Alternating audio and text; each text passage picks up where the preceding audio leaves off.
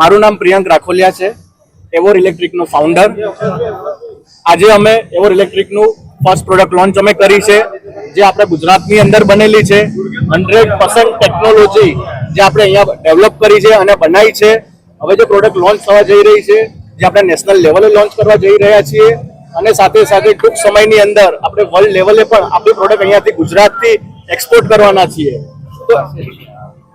તો આ વ્હીકલ ની અંદર આપણે જે ઈવી ની અંદર વાત કરીએ તો જે બાઇક અમે બનાવી રહ્યા છે એની જે રેન્જ છે એ 250 કિલોમીટરની અમે રેન્જ આપી રહ્યા છે, જે મોટરસાઇકલ ની અંદર ફર્સ્ટ છે કે જે આટલી સારી રેન્જ આપી રહ્યા છે. સાથે સાથે જે ચાર્જિંગ આપણે આપી રહ્યા છે, તો મોસ્ટલી આપણે ચાર્જિંગ ઇન્ફ્રાસ્ટ્રક્ચર ઉપર નિર્ભર રહેવું પડે છે ઇલેક્ટ્રિક વ્હીકલને ચાર્જ કરવા માટે. તો અમે જે બાઇક બનાવ્યું છે એની અંદર ચાર્જર જ અમે ઇનબિલ્ટ અંદર ફિટ કરી દીધું છે. તો એના લીધે શું થશે કે તમારે વ્હીકલ જ્યારે ચાર્જ કરવું હોય તો ક્યાંય પણ તમારે 15 એમ્પિયર પ્લગ ઉપર તમે તમારું વ્હીકલ ચાર્જ કરી શકશો. તો તમે ગમે ત્યારે તમારું વ્હીકલ ચાર્જ તમે કરી શકશો.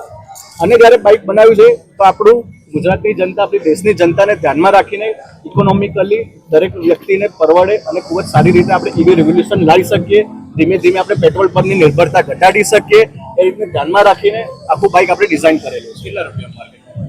તો આ બાઇકની જે શરૂઆતની પ્રાઇસ છે 1,25,000 રૂપિયાથી બાઇક આપણું ચાલુ થશે. શોરૂમ કઈ જગ્યાએ છે? તો શોરૂમ ઓલરેડી આપણે ગુજરાતની અંદર અમદાવાદ, બરોડા, સુરતની અંદર ઓલરેડી એસ્ટાબ્લિશ થઈ ગયા છે, અને ટૂંક સમયની અંદર બીજા પણ સિટીની અંદર આપણે શોરૂમ ચાલુ થવા જઈ રહ્યા છે. ગુજરાત સિવાય પણ મહારાષ્ટ્ર અને બીજા સ્ટેટની અંદર પણ આપણે શોરૂમ ચાલુ થવા જઈ રહ્યા છે, જે છેલ્લા આવતા 1 મહિનાની અંદર ચાલુ થઈ જશે. 25 માં કઈ સબસિડી મળશે?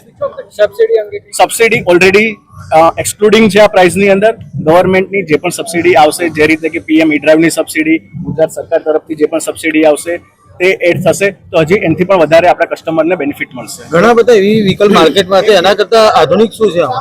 તો આ વ્હીકલ સૌથી પહેલા મેડ ઇન ઇન્ડિયા છે, કે બધા જ કોમ્પોનન્ટ આપણે અહીં બનાવી રહ્યા છીએ, અને ટેકનોલોજી પણ ઝીરોથી આખી આપણે બનાવેલી છે. તો જેના લીધે થઈને આપણે ચાઇના ઉપર અને જે બીજા દેશ ઉપર જે નિર્ભરતા છે તે આપણે ઘટાડી રહ્યા છે આની ઉપર. ઓકે.